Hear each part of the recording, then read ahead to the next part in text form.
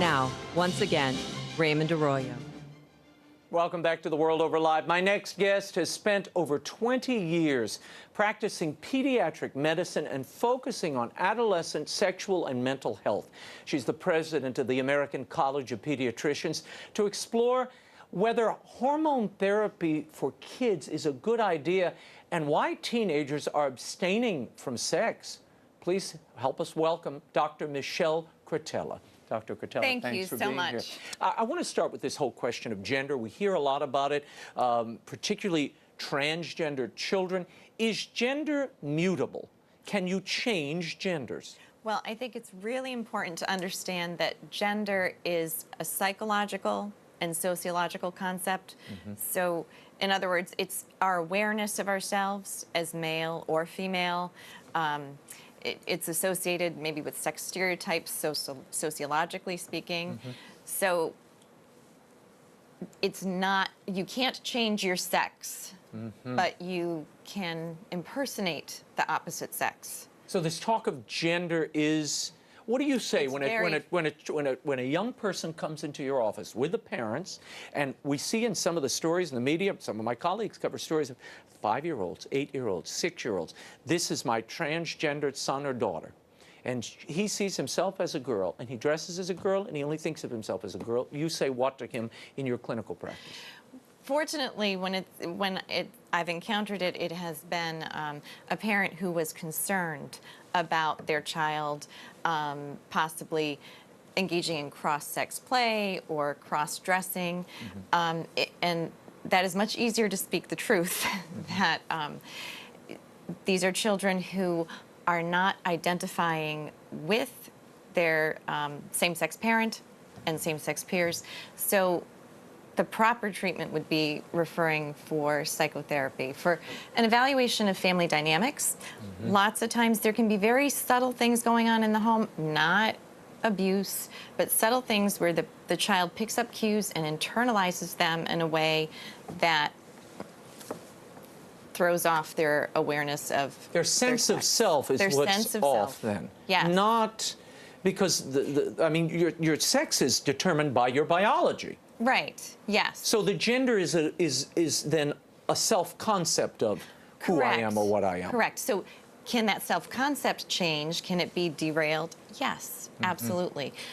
Most children, by the time they're 3, will recognize, yes, I'm a girl like mommy or a boy like daddy. Okay, I want to, according to the Diagnostic and Statistical Manual of Mental Disorders, as many as 98% of gender-confused boys and 88% of gender-confused girls eventually accept their biological sex after naturally passing through puberty. So why are doctors administering hormone therapy to these people before they reach puberty, but prepubescent kids? Right.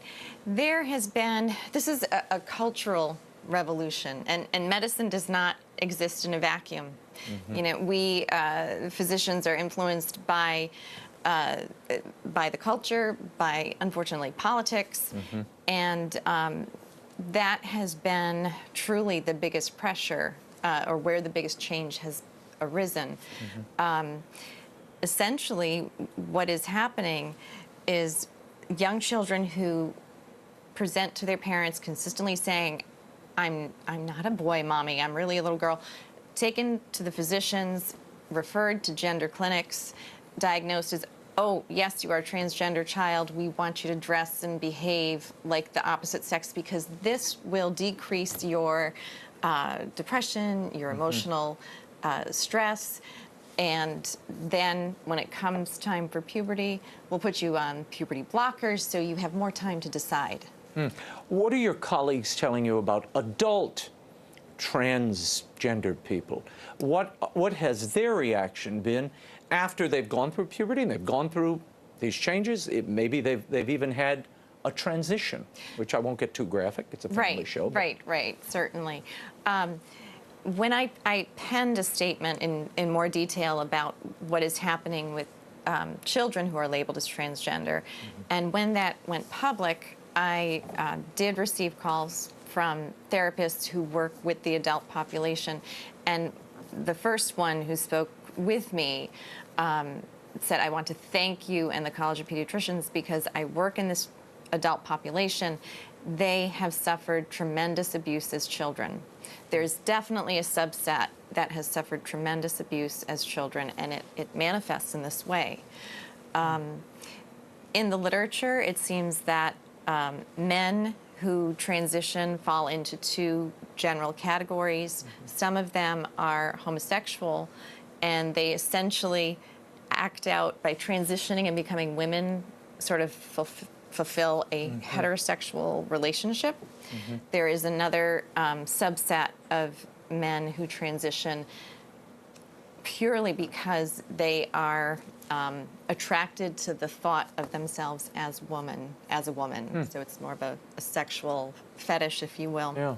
I want to talk for a moment about the government. We've seen the Obama administration saying, look, these public schools, you have children who identify as transgender, who are being bullied, and therefore they should be allowed to choose which bathrooms they use. This has become a big story nationally. And now we have Carter Ash, the Secretary of Defense, coming out today. And he said that the military is now opening itself to transgender people serving. The government seems to be saying, this is normative, there's nothing wrong with this. What is your problem, doctor?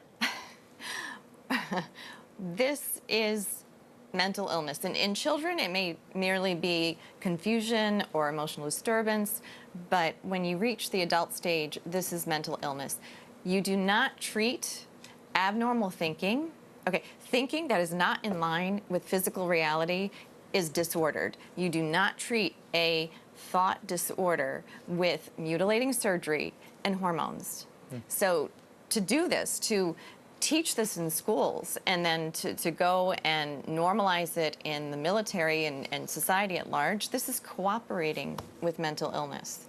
I have to touch one more point before I let you go. We see the number of teens choosing to engage in sexual activity dropping. The CDC had a recent report. To what do you attribute that?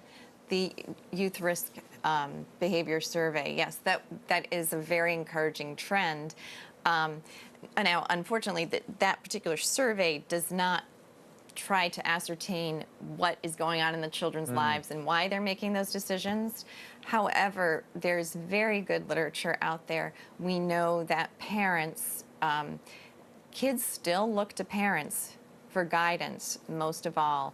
And if parents are very firm and encouraging children to abstain from sex, at least during the teen years, and more ideally till marriage, it makes an impact, contrary to what Planned Parenthood says. And what about abstinence, teaching abstinence in the schools? Is that what you attribute some of this to? Or Planned Parenthood would say, look, this is attributable to our teaching contraceptives and safe sex practices in the classroom. They would, except for one problem. The same week, the CDC came out and said that the kids who have had the kids who are sexually active are using birth control and condoms less, and they're the ones who have had the comprehensive sex ed.